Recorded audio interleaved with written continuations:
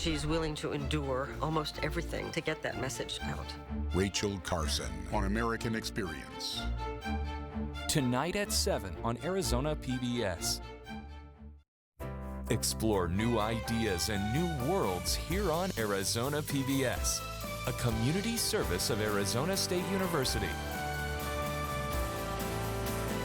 When you want to be more connected, friend us on Facebook, follow us on Twitter, watch us online.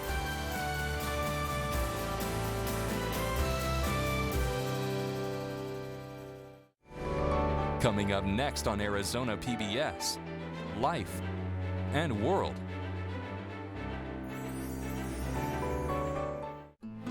Coming soon to Arizona PBS. All across America, families in crisis are reaching out for help. So sad seeing a person wither away like this. Alzheimer's is the biggest epidemic we have in this country. We have to fund the research to find the cure. It's a race against time.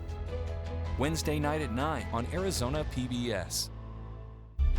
Stay away from him, Alice. Let Frank take care of himself. Are you unwell? No, only a cold. So I must risk court-martial. What's in it for me? You ever think this Caleb might have bad intentions? No, that man's been in chains his entire life. Sunday night at 7 on Arizona PBS. Support for Arizona PBS comes from viewers like you and from Ironwood Cancer and Research Centers, personalized cancer care through medical oncology, radiation oncology, and radiology services, focusing on emotional, physical, and social support, outsmarting cancer one patient at a time. Albertsons and Safeway are proud to support the Arizona Veterans Advancement Project and Arizona PBS. Learn more at azpbs.org/veterans.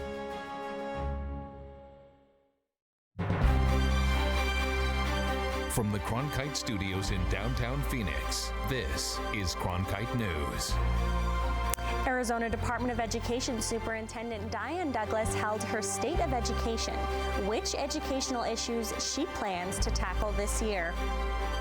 DACA students fear the future of their education now that President Trump is in office, how university presidents are working to secure students' futures. Plus, how Navajo leaders are feeling about the new administration and what expectations they have for the next 4 years. Cronkite News starts now. Good evening and welcome to Cronkite News on Arizona PBS. I'm Katie Beery. And I'm Tyler Paley. Thank you for joining us. The state of Arizona's education is at a crossroads. That's what Superintendent of Public Instruction Diane Douglas told the House Education Committee during her State of Education speech. Cronkite News reporter Cassidy McDonald tells us what's on her agenda for the new year. There still remains an immense amount of work to be done. Superintendent Diane Douglas says that this work also includes supporting Arizona's teachers. Too many of our teachers work multiple jobs. They leave the state or they leave the profession entirely, trying to make ends meet for their family. Douglas outlined a $140 million pay raise plan, a 5% increase for all classroom teachers. This money would be an important first step in our efforts to retain current teachers and attract new teachers to our profession. This year's Teacher of the Year, Michelle Doherty, feels teacher investment should be top priority. I invest in my class, I invest in myself as a teacher, and I would like for the state to invest in us as well. Doherty says this also means investing in lower-income children with additional dual language learning programs that helps advance different ways of thinking. It has been extremely successful to have students come back to visit me and they're speaking in Spanish or translating for another teacher. It's pretty incredible. Douglas also raised concerns that the IT budget was left completely out of the governor's initial budget, which would make it nearly impossible for students to have secure data. No maintenance or development funding for a system that processes $5 billion, that's billion with a B, in state funds would make it impossible to pay our schools and maintain secure student data. In Phoenix, Cassidy McDonald, Cronkite News. Don Wallace, the senior advisor to the governor for education and strategic initiatives, says that there is an intent to change the $0 budget figure after further review of the budget development process. It's School Choice Week across the country. Tonight, we're looking at an alternative to buses and classrooms. Cronkite News reporter McKenna Delgarno talked to one homeschooling family who shows us their typical day. I really like that flower patch. There are more than 14,000 homeschooled students in Maricopa County, and the Green family makes up 3 of them. It was not something that I envisioned myself doing. Becky Green, mother of 5, started homeschooling 6 years ago. She currently teaches her 3 school-aged children and says every day looks different. I try to have a basic schedule of things that I want us to touch on, but I have a baby and sometimes she has a poopy diaper. Green and her husband decided to homeschool after recognizing that they wanted to be responsible for their children's education. Because I know my kids, I can really customize our curriculum to how my children learn best. Green teams up with other homeschooling families and says it's a chance for the kids to come together in a classroom setting. Last semester we did astronomy, and that's going to be our science. Anna Valetic, the homeschool liaison for Maricopa County Education Services, says these co-op resources are key for helping families. Knowing what to teach and how to teach it. And once they find that, it helps. When a family decides they want to homeschool, they first must fill out one of these, an affidavit of intent to homeschool. And along with that, I need to see the original birth certificate of the child. Valetic says it's a very simple and quick process, and there are no other requirements. I'm not a trained teacher, and I thought that was something to do. Green says it's not always easy, but it's definitely worth it. There are days where I want to just stick them on the school bus and say, see ya! But I realize that for our family, this is the right thing to do. In Mesa, McKenna Delgarno, Cronkite News. If you're a family who homeschools, there will be an environmental education exploration program in Chandler on February 9th. For more information, head over to cronkitenews.azpbs.org under the Education tab. Phoenix Chamber of Commerce hosted a Valley Voices event this morning, shining light on how the role of higher education is for Arizona's economy. Arizona State University President Dr. Michael Crow, along with Maricopa County Community College Chancellor Dr. Maria Harper Marinek, spoke on the importance of maintaining higher education and high school graduates for the Arizona economy. Harper Marinek says they must go hand in hand for the state to progress. The businesses alone are not going to solve all the problems, that we have to come together for dialogue to understand how we move the economy of the state forward together in partnership. Harper Marinek says that over 50% of the students at Maricopa County community colleges do come in with plans of transferring to a state university to continue their higher education. Students at Arizona universities who qualified for Deferred Action for Childhood Arrivals, or DACA, are now living in limbo. Many fear President Trump will overturn the executive action that protects them from deportation. Reporter Adriana D'Alba explains what's at stake. People who have DACA would lose access to work permits, driver's licenses, even in-state tuition, and could be deported from the country they call home. It's been a long road for Elizabeth Perez, a justice studies major at ASU and the first in her family to attend college. She's a DACA recipient who worked years cleaning houses in order to afford tuition. And I became the first dreamer to work at the city of Phoenix because of my deferred action. And I left my house in a blazer, and my mom was so proud of me. She also worked on mobilizing voters during the last election when Donald Trump promised to put an end to DACA. But if DACA gets repealed, I honestly don't know what'll happen. Elizabeth is one of more than 740,000 DACA recipients in the U.S. At least 30,000 live in Arizona alone, and many are students. We have a strong desire at every level of the institution to be as helpful as we can to create an environment where these students can have access to everything that the university has to offer. ASU President Crow and other university presidents around the country are backing DACA students. And so are professors. Nearly 1,300 professors from universities in Arizona and community colleges have signed this letter in support of DACA students. One of their requests is continuing to offer them in-state tuition. Despite the fear of deportation, the Arizona DREAM Act Coalition reports an increase in DACA applications since Trump was elected president. My advice to those students who have DACA right now is to renew. As for Perez, the spirit of this country has taught her not to give up. Because I know how lucky I am to be in this country. And she's still looking to the future. After she graduates in May, Perez plans to go to law school. Perez actually didn't know she was undocumented until her parents told her in high school. Often these DACA students don't find out until they're ready to apply for that first job or go to college. In the broadcast center, Adriana de Alba, Cronkite News. School officials at Boulder Creek High School in Anthem are under fire for performing a skit that parodied President Trump. The video featured the principal as Kellyanne Conway and the athletic director as Trump. They made jokes at the expense of students and parents. We're here to make Boulder Creek great again. We're going to drain the jungle and make Boulder Creek great again. We will build the wall around our border and keep those moron parents and weak and loser students out. The video was produced for a faculty meeting, but was uploaded to Facebook this weekend. The principal and athletic director are now on administrative leave and sent a letter apologizing to parents. President Donald Trump says that millions of people voted illegally. White House Press Secretary Sean Spicer says that Trump's claims are based on studies and evidence, but he did not provide any evidence during today's press briefing. I think he stated his concerns, voter fraud and people voting illegally during the campaign, and he continues to maintain that belief based on studies and evidence that people have presented to him. No evidence or studies to prove Spicer and Trump's claims.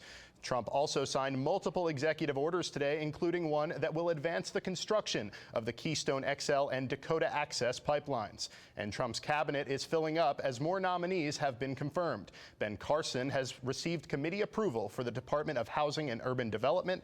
The entire Senate must approve the nominees before the confirmation is complete. The election of Donald Trump left many people unsure of what the future would hold. Cronkite News reporter Anthony Marroquin took a look at the expectations Navajo leaders have for the incoming administration. For Native Americans, like everyone else around the country, political ideologies vary from tribe to tribe. But one thing both sides can agree on, it's time to work together. The Navajo code word for hand grenade was numasi. Peter McDonald Sr. knows a language that most people will never hear. Numasi in Navajo means potato. Oh, okay. Because hand grenade looks like a potato. McDonald was a Navajo code talker with the Marine Corps during World War II. In those days, he was stationed in the Pacific Theater to help defeat the Japanese. But today, his fight is at home. The Navajo tribe, like most Indian tribes, we're all very conservative. McDonald is a strong supporter of President Donald Trump, but that hasn't been the most popular opinion among the Navajo. So, as I've always said, that we, whoever is elected, we as Navajo Nation will work with whomever. Navajo Nation President Russell Begay said he felt Hillary Clinton really connected with the common person and would advocate for Navajo on all levels of government. But he added that his nation was flexible and would work with the Trump administration. And we felt that that he was not really connecting with who we are as a nation. But in McDonald's eyes, there's nothing to worry about. Having a Republican in the White House is enough to start celebrating. In Navajo means do it yourself, to be what you want to be. And that's Republican philosophy. Begay told us he's especially excited about the president's plan to bring companies back to the U.S. because he says that Navajo taxes and regulations are comparable to those with Mexico and other countries. In Washington, D.C., Anthony Marroquin, Cronkite News. Homelessness in the valley is a prevalent issue, but officials find it difficult to understand the full scope of the problem. Coming up on Cronkite News, how local agencies are coming together to get an accurate count of Arizona's homeless. Plus, how generations of Arizona women are fighting for their rights and the message they want to leave for young women.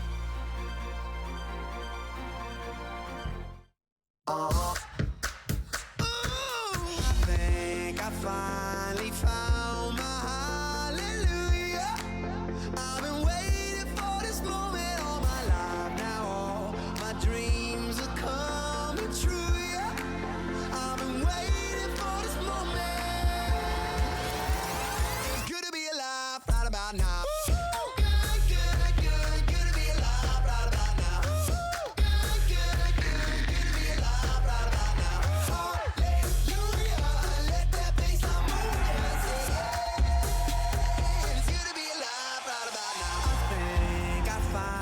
Found my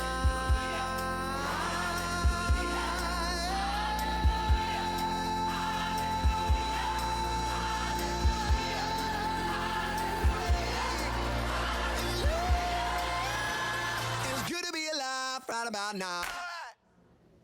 We see them struggling on the streets, people struggling with homelessness. Today, agencies from all over Maricopa County got together to get an accurate count of those living on the streets. Cronkite News reporter Trevor Fay went along to see the process and how workers try to help the homeless. Community Bridges Incorporated took us along this morning on their annual homeless count in Maricopa County. After getting clean, I ended up coming into a field where I thought I could help people. I got hired with CBI, and then I've been here now for going on 8 years. Howard drove from location to location, looking for those who appeared to be homeless. To do a survey on them to find out what kind of services they are in need of and how we can better accommodate them. We met a woman named Betty Jean Ryder who came back to the valley to help her disabled sister. We have no family, and it was either I go on the street or she does, and she's disabled. Ryder has tried to get in touch with her sister, but hasn't seen her in a week. She spoke to police, but they were unable to update Ryder on her sister's situation. All I wanted to do is just go over there and kick open the door to make sure she's okay, because she's all I have left. Homeless people don't always look like you'd expect them to. We met a well-dressed man named Stephen Irvin by the light rail who told us he's been homeless for about 1.5 years. There's shelters and things like that, but most of these shelters, man, the conditions are deplorable that most people would rather sleep on the streets. Irvin travels with an electric keyboard which he plays to earn some money on the side.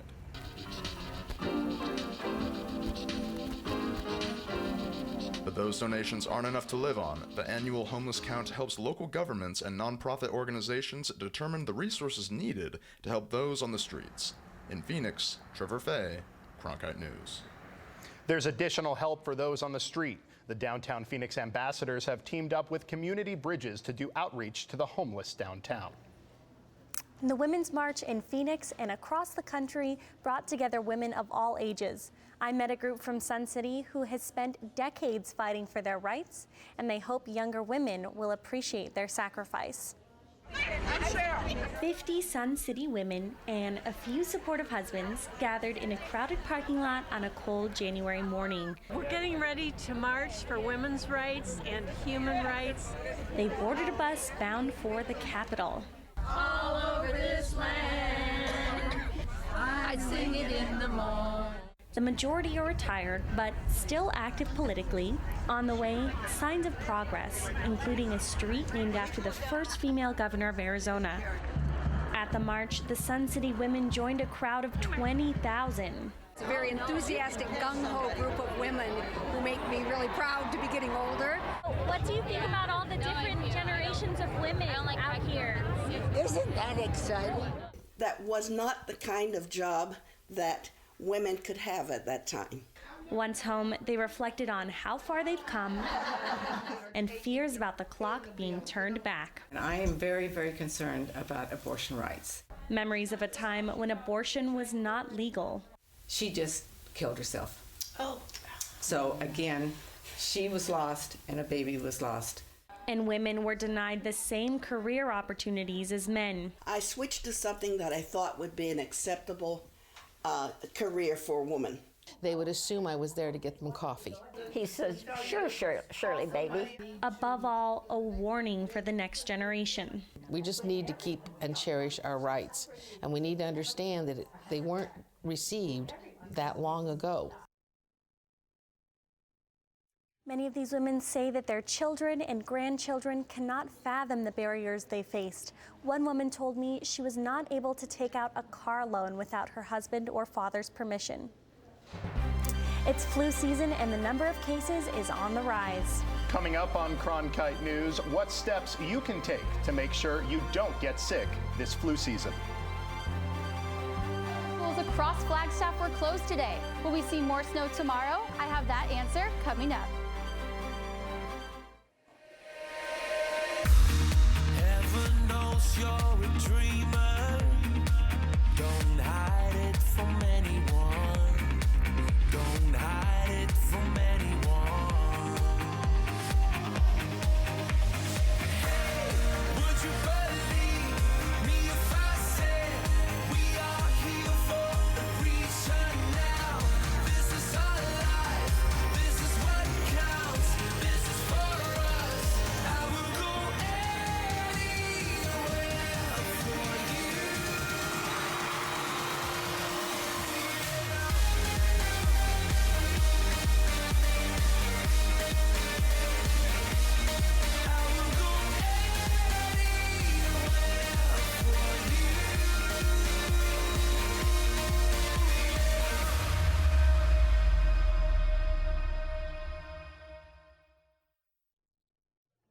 Well, the flu is on the rise in Arizona. Reporter Janie Hoyt breaks down the numbers and tells us how to keep yourself healthy this season. Last year, Arizona had a banner year for flu. You may think with our warmer temperatures, we'd have less flu cases than other parts of the country, but that's not the case. We had more cases in Arizona than most of the country saw last year. So in that sense, Arizona had the worst flu season than the rest of the country last year. And we're on track to have another, quote, banner year for flu.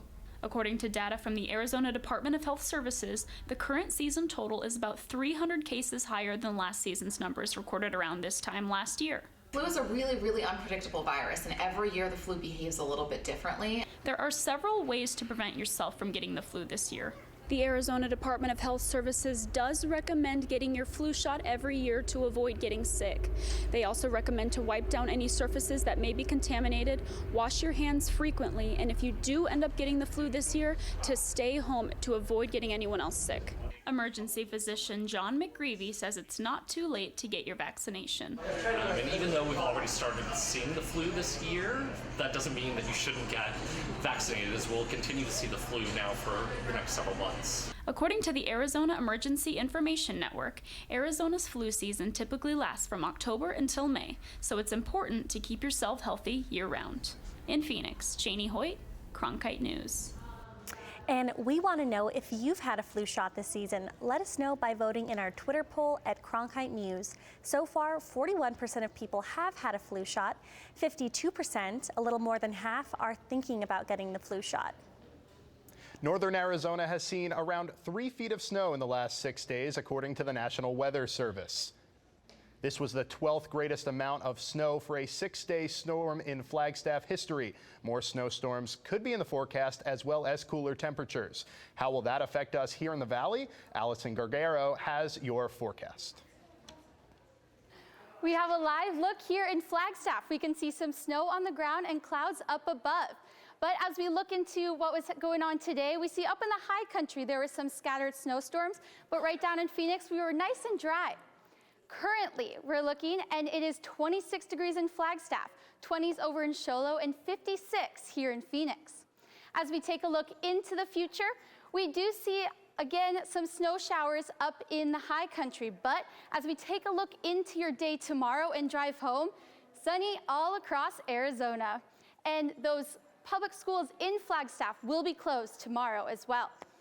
And as we take a look into your 7-day forecast, we do see cooler temperatures than normal. It won't hit above 60 degrees.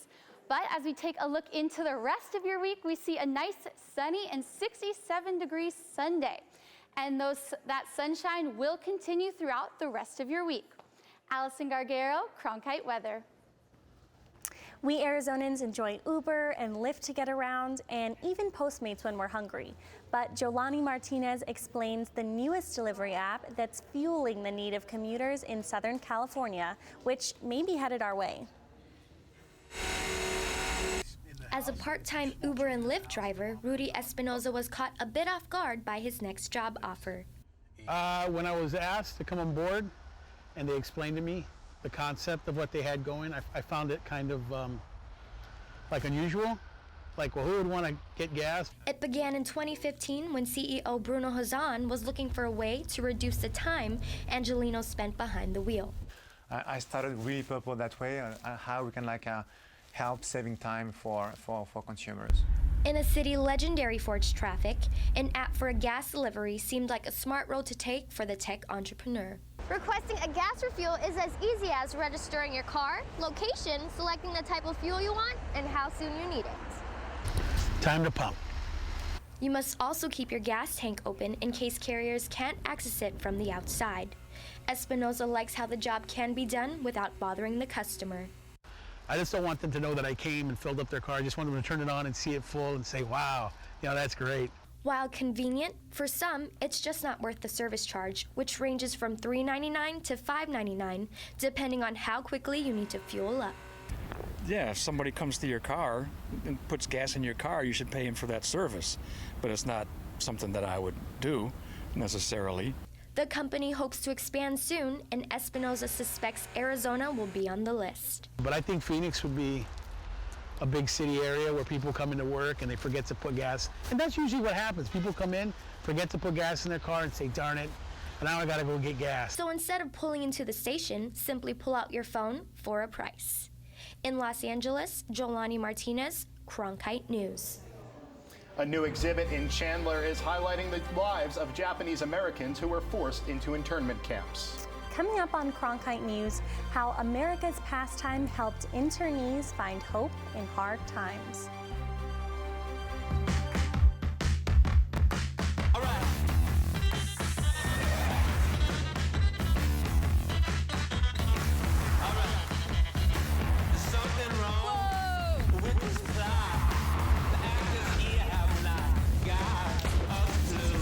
Fascinating. You know, sometimes I wish I wasn't so beloved.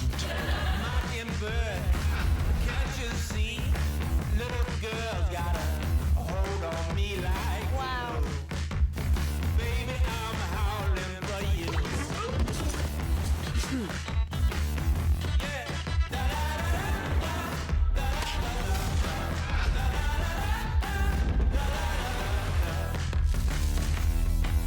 It's literally one for the history books. Enjoy.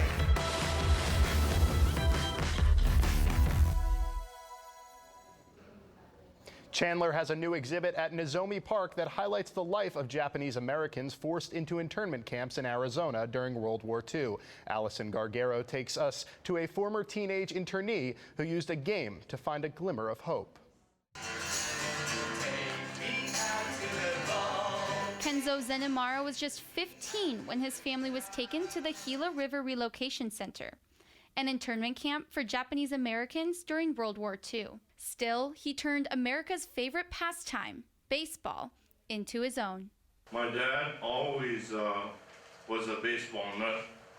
As soon as we got into camp, he started looking to build a baseball park. Two major internment camps in Arizona, Poston and Gila River, held more than 30,000 Japanese Americans. These are individuals who had their property taken, their rights taken away, and incarcerated just because they looked like the enemy. They weren't the enemy.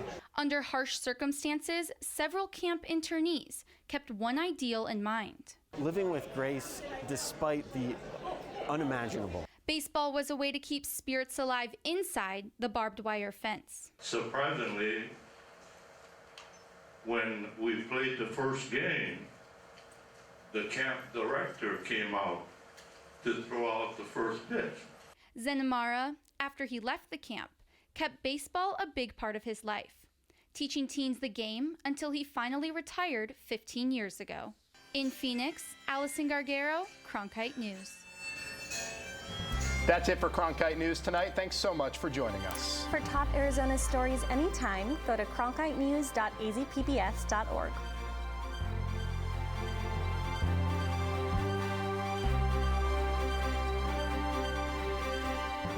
Support for Arizona PBS comes from viewers like you and from Hayes Mechanical and W.J. Maloney, a division of Hayes Mechanical, provide commercial and residential HVACR and plumbing services, serving customers for over 98 years. Information at hayesmechanical.com or 602-944-5516.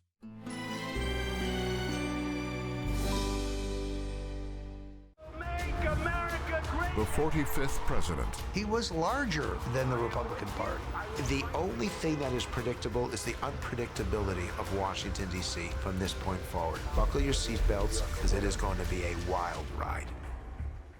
Tonight at 9 on Arizona PBS. Explore new ideas and new worlds here on Arizona PBS, a community service of Arizona State University.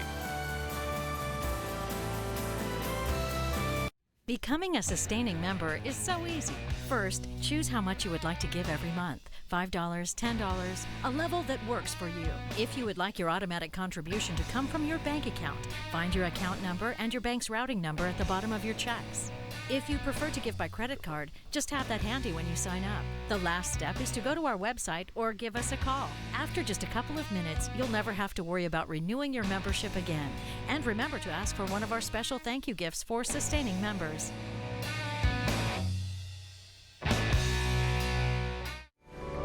Coming up next on Arizona PBS, Life and World.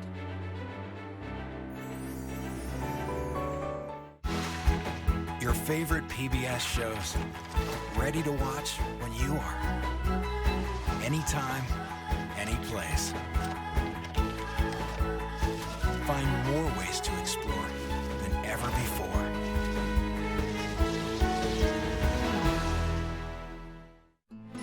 Coming soon to Arizona PBS. All across America, families in crisis are reaching out for help. So sad seeing a person wither away like this. She thinks I'm her mother. Our roles are reversed. Alzheimer's is the biggest epidemic we have in this country. It's going to sink the healthcare economy and in turn sink the national economy. This disease will take us down. We have to fund the research to find the cure. It's a race against time. Wednesday night at 9 on Arizona PBS. Hi, I'm Julia Collin Davison. And I'm Bridget Lancaster. And we're the hosts of America's Test Kitchen. For more than 20 years, we've been uncovering the secrets of home cooking. And sharing those secrets with you. Watch America's Test Kitchen on Arizona PBS. Support for Arizona PBS comes from viewers like you and from Albertsons and Safeway are proud to support the Arizona Veterans Advancement Project and Arizona PBS. Learn more at azpbs.org/veterans.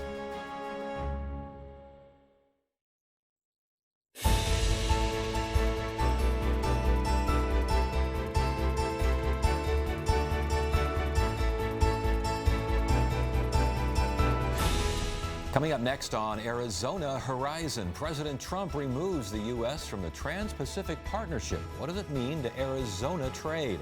And we get the latest science news from our favorite physicist, Lawrence Krauss.